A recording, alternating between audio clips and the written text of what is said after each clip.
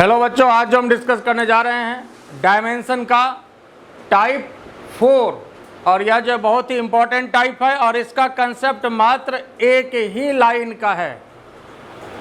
वो ये है कि जुटना या घटना, ये दुर्घटना सेम फिजिकल क्वांटिटी में होती है। ठीक है, फिर से सुनिए, जुटना या घटना ये दुर्घटना सेम फिजिकल क्वांटिटी में होती है।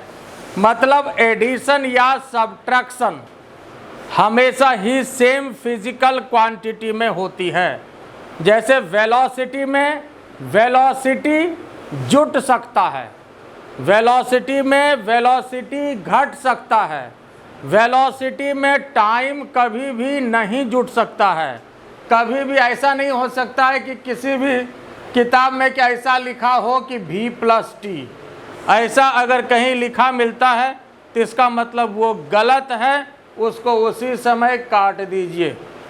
किसी सूरत में ऐसा नहीं हो सकता। ऐसा नहीं हो सकता है कहीं कि F+s लिखा जाए कि फोर्स प्लस डिस्प्लेसमेंट, ऐसा किसी भी कीमत पर नहीं हो सकता है। अगर ऐसा कहीं लिखा मिल जाए तो पेज फाड़ दीजिए, ये किसी कीमत पर नहीं हो सकता है, नहीं तो फिर फिजिक्स पलट जाएगा। जुटना या घटना हमेशा सेम फिजिकल क्वांटिटी में होती है। आई बात समझ में? फिर से सुनिए, v+t ऐसा कभी नहीं हो सकता। हाँ, ऐसा हो सकता है कि v/t हो सकता है कि नहीं? ये हो सकता है, और ये इसलिए हो सकता है कि v/t यह एक तीसरी क्वांटिटी को प्रोड्यूस करता है। वो कौन सी क्वांटिटी है? Velocity upon time. कौन सी क्वांटिटी है? ये तीसरी क्वांटिटी को प्रोड्यूस करता है। और वो कौन सी क्वांटिटी है? तो वो क्वांटिटी है साहब एक्सेलरेशन। कौन सी क्वांटिटी है? तो वो क्वांटिटी है एक्सेलरेशन। तो v/t हो सकता है, v/t हो सकता है कि नहीं हो सकता? v/t हो सकता है कि नहीं? v/t हो सकता है कि नहीं? यह भी हो सकता है। यह भी एक तीसरी क्वांटिटी को प्रोड्यूस करता है। वो कौन सी क्वांटिटी है साहब? v/t मतलब velocity into time. Velocity into time, ये क्लास 9 से आप पढ़ रहे हैं। वेलोसिटी इंटू टाइम, डिस्टेंस या डिस्प्लेसमेंट, s=vt आपने पढ़ा है। तो v/t हो सकता है, v/t हो सकता है, ये एक्सेलरेशन है, लेकिन v+t किसी सूरत में नहीं हो सकता है। आई बात समझ में? तो हमने कहीं भी कहा कि देखिए कंसेप्ट जो है वह लिमिट है, कंसेप्ट लिमिट है ना? प्रॉब्लम अनलिमिट है, लेकिन कंसेप्ट लिमिट है। कई जैसे टॉपिक आगे डिस्कस करेंगे, बढ़िया बढ़िया टॉपिक है, लेकिन कंसेप्ट मात्र उसमें 2 लाइन 3 लाइन का ही कंसेप्ट है। बाकी उसी लाइन पर, उसी कॉन्सेप्ट पर पूरा टॉपिक है, उसी कॉन्सेप्ट पर जो है पूरा प्रॉब्लम है। कॉन्सेप्ट मात्र 2-3 लाइन है ना? तो इस चीज को पकड़ने की जरूरत है ना? तो यहाँ पर जो है ये कॉन्सेप्ट अगर डेवलप आपका हो गया तो फिर फिजिक्स सबसे आसान है। और ऐसे भी हम बार बार कहते हैं कि अगर समझने का प्रयास करेंगे तो फिजिक्स से आसान सब्जेक्ट कोई नहीं है, और अगर रटने का प्रयास करोगे तो इससे कठिन सब्जेक्ट भी कोई नहीं है। इसलिए हर जगह हम समझने की ही बात करते हैं, समझाने की बात करते हैं। फिजिक्स में रटने वाली बात कहीं नहीं है। 99%।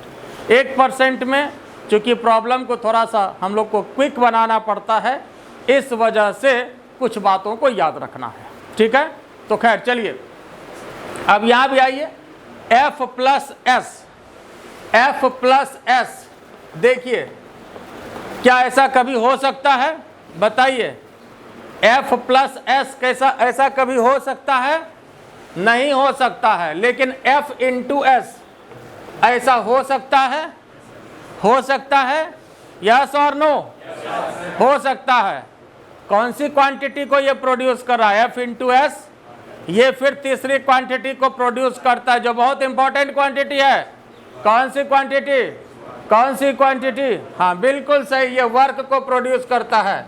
तो F इंटू एस हो सकता है, इसलिए कि यह तीसरी इंपॉर्टेंट क्वांटिटी को प्रोड्यूस करता है। लेकिन F प्लस एस किसी सूरत में नहीं हो सकता है। आई बात समझ में? ये बात क्लियर हुआ या नहीं हुआ, ये बताओ। समझ गए? ठीक बात है। तब आइए हम इस क्वेश्चन की बात करें जो आपके सामने है। क्वेश्चन एक बार सुनिए। If displacement of the particle is given bye, displacement आपको दिया हुआ है, ध्यान से देखिए। और सबसे ज्यादा क्वेश्चन इस कंसेप्ट पर किसी भी कॉम्पिटिटिव एग्जाम में आता है। इवन बोर्ड की बात भी करें और कंपटीशन की भी बात करें, दोनों में। तो यहां जो है x equal to a t square plus b upon T plus c minus d, और t जो है ये किसके लिए है? स्टैंड फॉर टाइम, मतलब t टाइम है। t क्या है? t क्या है? टाइम है। और ये बताओ x क्या है? x क्या है? x क्या है? डिस्प्लेसमेंट है। बिल्कुल सही बात है। और निकालना आपको किसका डायमेंशन है? a b c d, which are constants. पहली बात, यहाँ पर एक कंफ्यूजन आपको हो सकता है कि यहाँ पर जो हमने लिख दिया है कि विच आर कॉन्स्टेंट्स, तो ये नहीं समझना है कि कांस्टेंट टर्म है तो डायमेंशन नहीं होगा।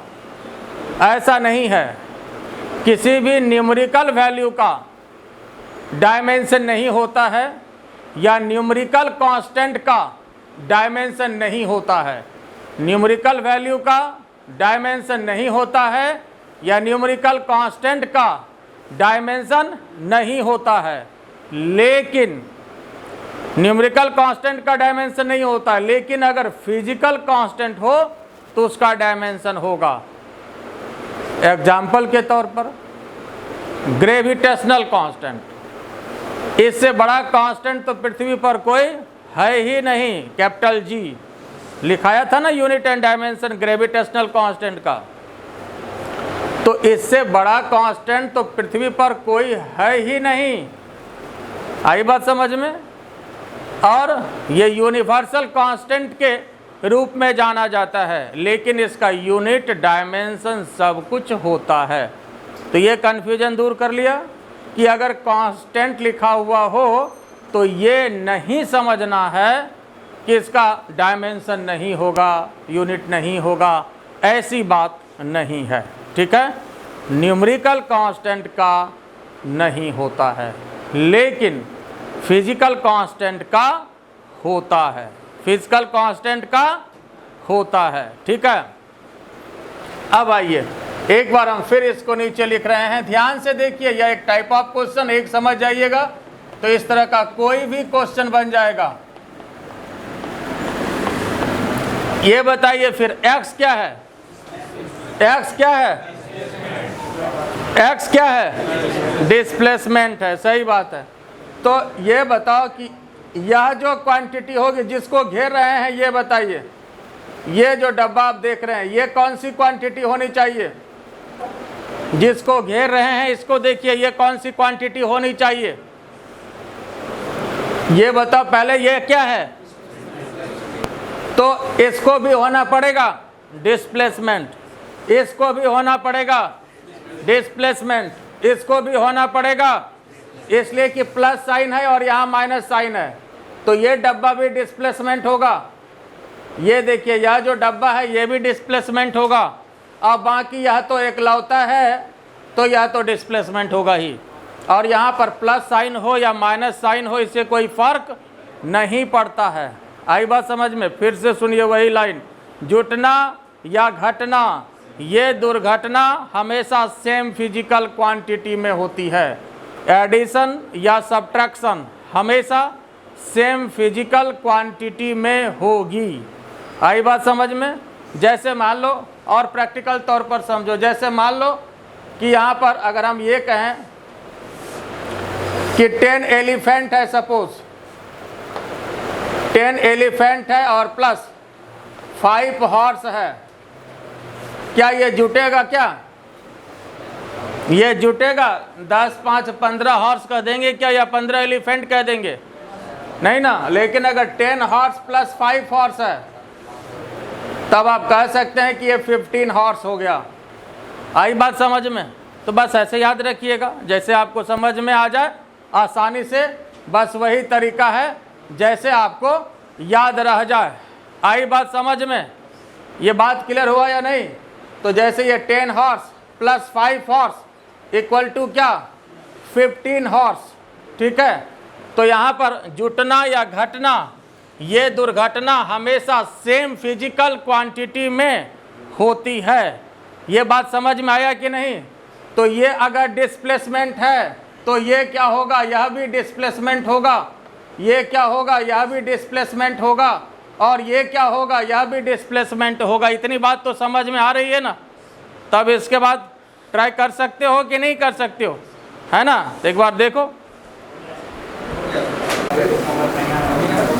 अच्छा ये हो गया, देखो समझो। तो यहाँ पर हमने क्या कहा कि x अगर डिस्प्लेसमेंट है तो यह भी डिस्प्लेसमेंट होगा, यह भी डिस्प्लेसमेंट होगा, और यह भी डिस्प्लेसमेंट होगा, ठीक है। तो अब यहाँ पर ये देखो कि अगर ये डिस्प्लेसमेंट हुआ तो कहने का मतलब AT² क्या हो जाएगा, डिस्प्लेसमेंट होगा। AT² क्या होगा, डिस्प्लेसमेंट होगा। तो A क्या हो जाएगा बताओ तो? A क्या हो जाएगा, डिस्प्लेसमेंट अपॉन T² दे दें इसको। तो ये बताओ डिस्प्लेसमेंट का डायमेंशन क्या, अब बाकी क्या यहाँ पर T² हो गया, तो क्या हो जाएगा, LT-2 हो गया। अगर हम ये फिर दूसरा क्वेश्चन इसमें ये पूछें कि इसका डायमेंशन जो है किसके बराबर है, किस फेमस फिजिकल क्वांटिटी के बराबर है, तो क्या कहोगे, LT-2 किसके बराबर है ये डायमेंशन, एक्सीलरेशन के बराबर है। बिल्कुल सही बात है, सेम एज एक्सीलरेशन। तो कहाँ से क्वेश्चन निकल सकता है, इस बात को देखो, ये भी पूछ सकता है। एक ही बात तो हो गई।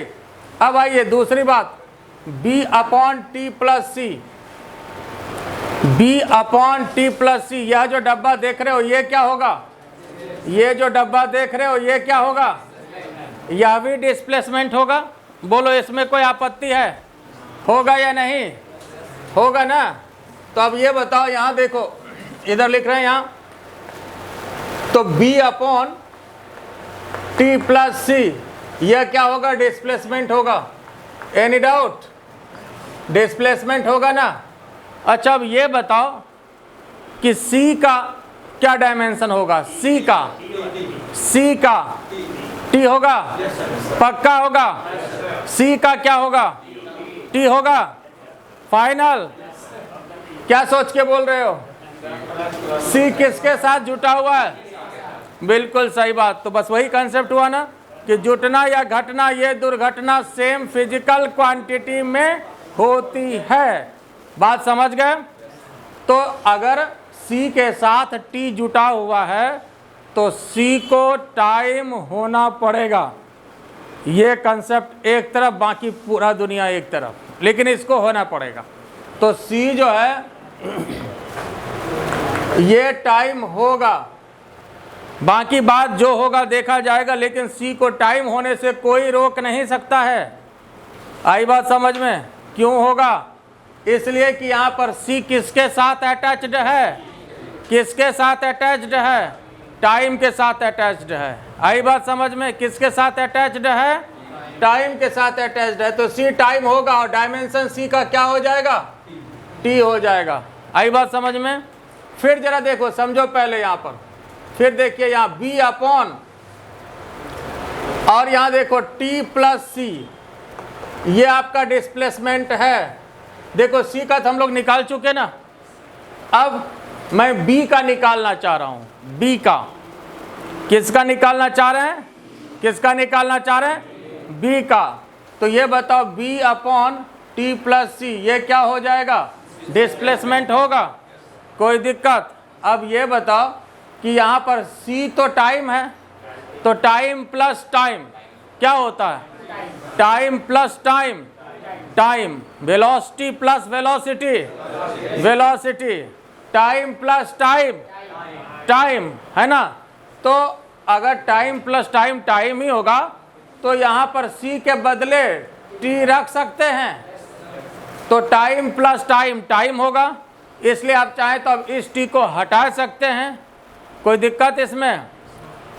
अब छोटू के मन में होगा नहीं t प्लस टी हम 2t लिखेंगे, तो लिख लो t प्लस टी 2t लिखेंगे, तो लेकिन फिर 2 का क्या करेंगे? आचार बनाएंगे। न्यूमेरिकल वैल्यू से कोई लेना देना नहीं है। आई बात समझ में? तो अगर ले भी लेंगे तो क्या फ़र्क पड़ता है? 2t लेके ही हम क्या करेंगे? फिर तो 2 को हटाएंगे ही, तो बेटर है कि हम यहीं हटा देते तो ज़्यादा अच्छा था। ठीक है, तो कोई बात नहीं।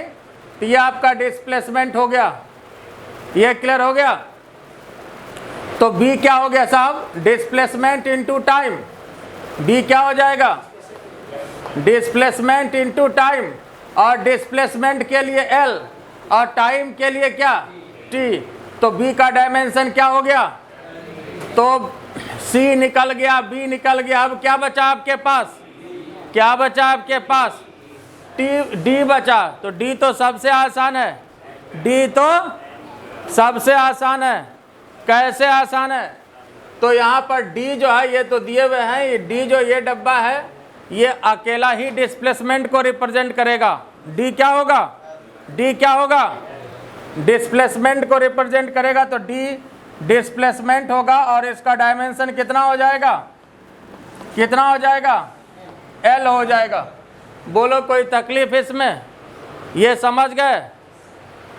तो x इक्वल टू यह जो आपके पास है equation at square plus b upon T plus c minus d, ये समझ गया। तो यह भी डिस्प्लेसमेंट, यह भी डिस्प्लेसमेंट, यह भी डिस्प्लेसमेंट, कोई दिक्कत इसमें? तो चलिए पहले इसको लिख लीजिए, फिर इसके बाद एक बढ़िया क्वेश्चन हम दे रहे हैं।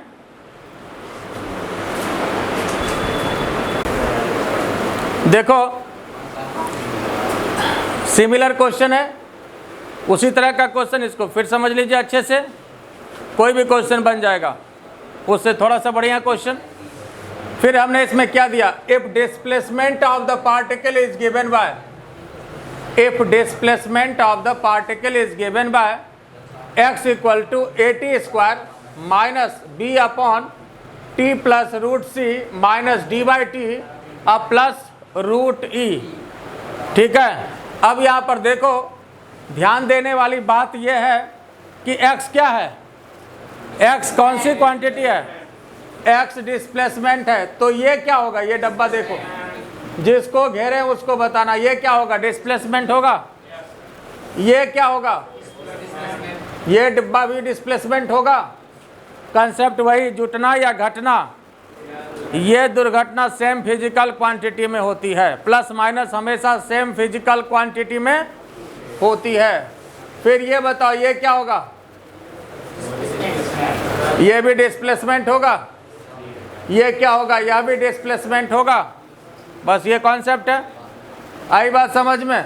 अच्छा ये बताओ, यहाँ सबसे पहले अब इसको ले हम लोग, ध्यान से देखो, at स्क्वायर इक्वल टू क्या हो जाएगा? at स्क्वायर इक्वल टू क्या हो जाएगा?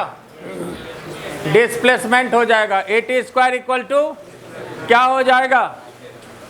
शॉर्ट फॉर्म है, ये डिस्प्लेसमेंट हो गया। तो अब a हम जानना चाहें, ध्यान से देखो, a जानना चाहें तो a इक्वल टू क्या हो जाएगा? डिस्प्लेसमेंट अपॉन टाइम स्क्वायर कर दें, तो डिस्प्लेसमेंट के लिए l और उसके बाद यहाँ पर T square, l upon T square, ये कर दें। बोलो कोई तकलीफ है इसमें? तो इसका मतलब ये कितना हो जाएगा? एल टी माइनस 2 हो गया। बोलो कोई दिक्कत इसमें?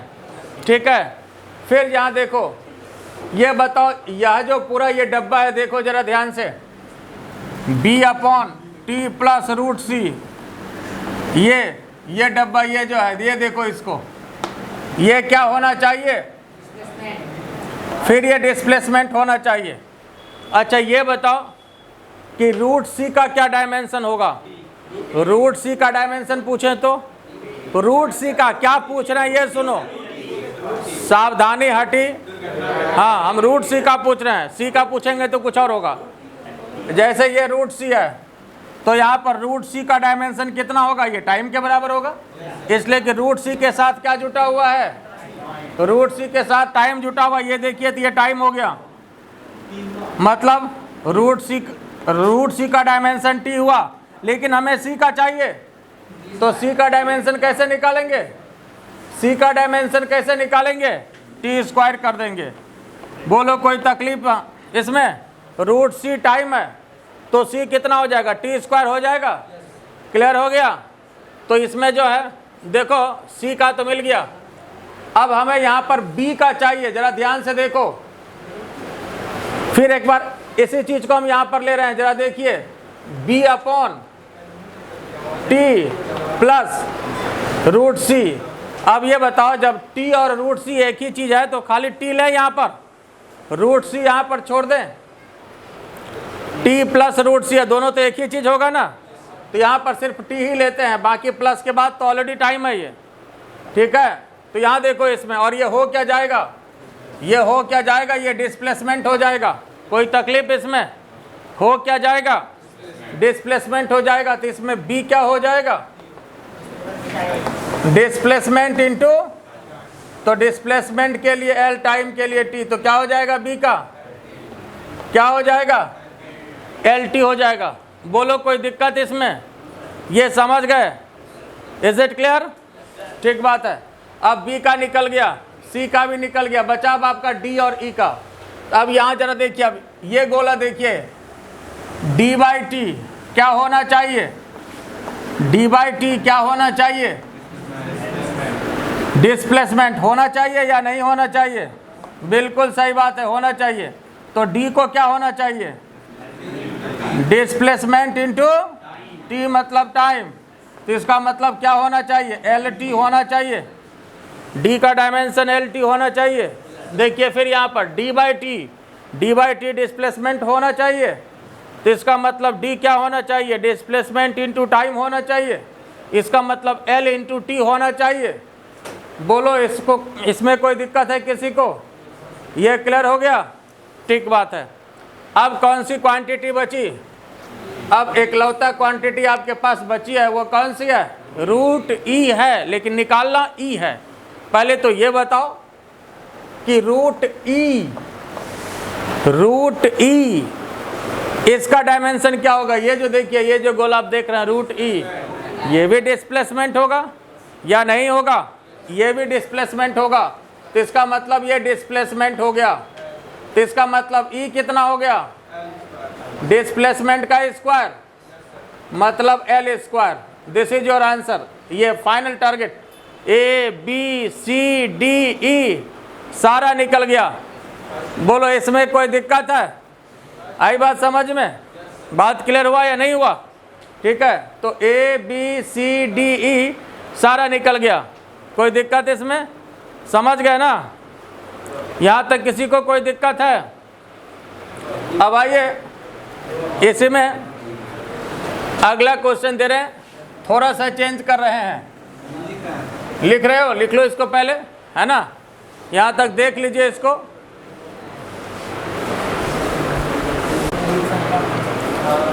अब आइए देखिए अगला क्वेश्चन,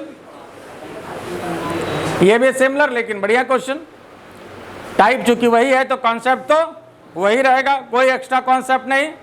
और इस टाइप का क्वेश्चन हमने कहा ही कि बराबर पूछा जाता है, एग्जाम कोई भी हो, board as well as competitive exam, ठीक है। तो अगला क्वेश्चन फिर आपका है, if force acting on the particle is given by f equal to a by t plus b upon t minus c plus root d, और यहाँ पर वेयर टी क्या है, टी टाइम है, टी क्या है, टी टाइम है, और एफ क्या है, एफ क्या है, फोर्स है। ये क्वेश्चन दे रखा है, ये मैं नहीं कर रहा हूँ, क्वेश्चन दे रखा है इस बात को। क्वेश्चन फोर्स देगा तो फोर्स होगा, क्वेश्चन वेलोसिटी बोलेगा तो वेलोसिटी होगा, है ना, क्वेश्चन एक्सलेशन बोलेगा तो एक्सलेशन होगा, क्वेश्चन डिस्प्लेसमेंट बोलेगा तो डिस्प्लेसमेंट होगा। आई बात समझ में, ओके। अब यहाँ पर देखिए निकालना है, find out dimension of a B C d which are constant, dimension of a B C d which are constants, है ना। ABCD का डायमेंशन आपको चाहिए, तो फिर कंसेप्ट वही, जुटना या घटना, ये दुर्घटना हमेशा सेम फिजिकल क्वांटिटी में होती है, ठीक है। प्लस या माइनस हमेशा सेम फिजिकल क्वांटिटी में होगी, लेकिन डिवीजन या मल्टीप्लिकेशन किसी के साथ हो सकता है। डिवीजन या मल्टीप्लिकेशन किसी के साथ हो सकता है, ये हम लोग समझे पहले भी। क्यों हो सकता है? तो इसलिए हो सकता है कि डिवीजन या मल्टीप्लिकेशन जब होता है तो वह जो है तीसरे क्वांटिटी को प्रोड्यूस कर देता है ना। लेकिन प्लस या माइनस हमेशा सेम फिजिकल क्वांटिटी में होगी, प्लस या माइनस हमेशा सेम फिजिकल क्वांटिटी में होगी। बात समझ गए? तो आइए फिर अब यहाँ पर देखिए, अब ये बताओ, जैसे ये फोर्स है तो ये बताओ कि यह जो डब्बा ये क्या होगा? पक्का होगा। ये क्या होगा? ये क्या होगा? पक्का होगा। ये क्या होगा? पक्का होगा। होगा। यह भी फोर्स होगा, यह भी फोर्स होगा, और यह भी फोर्स होगा। बस यही तो करना है। तो साहब देखिए, A/T क्या होगा? A/T क्या होगा? फोर्स होगा। तो A इक्वल टू जो है फोर्स इंटू टाइम होगा। तो फोर्स इंटू टाइम, फोर्स का डायमेंशन बताओ साहब, mLT-2, उसके बाद टाइम, ठीक है। और इसके बाद यहाँ देखिए क्या हो जाएगा, mLT-1। ये किसका डायमेंशन मिला? किसका डायमेंशन मिला? ये पक्का। चलिए A का काम तमाम हो गया। अब आइए जरा B और C यहाँ से खींचेंगे। B और C यहाँ से खिंचाएगा तो B/T-C, ये क्या हो जाएगा? ये डब्बा बोलो, ये गोला क्या होगा? फोर्स होगा। पक्का होगा। बिल्कुल सही बात है, फोर्स होगा। तो पहले तो यहाँ से C का खींच लेंगे, C का डायमेंशन यहाँ से खींच लेंगे। बोलो C का क्या होगा? बोलो C का क्या होगा? C का क्या होगा? पक्का। तो C का काम खत्म हो गया। तो ये बिल्कुल सही है। क्यों होगा? इसलिए कि C जो है टाइम में घटा हुआ है, T-C। बाकी कुछ नहीं देखना है। हमने क्या कहा, अगर प्लस माइनस वाला कंसेप्ट देख लिए तो बाकी कुछ देखना ही नहीं है। ये कंसेप्ट एक तरफ, बाकी पूरी दुनिया एक तरफ है। बाकी जो होगा देखेंगे बाद में। लेकिन जैसे देख लिए कि T-C है तो C को टाइम होना होगा किसी भी कीमत पर। बाकी जो होगा देखा जाएगा, लेकिन ये कंसेप्ट कोई बदल नहीं सकता। बात समझ गए ना। तो यहाँ पर C-T या T-C बात एक ही है। तो C का भी काम खत्म हो गया।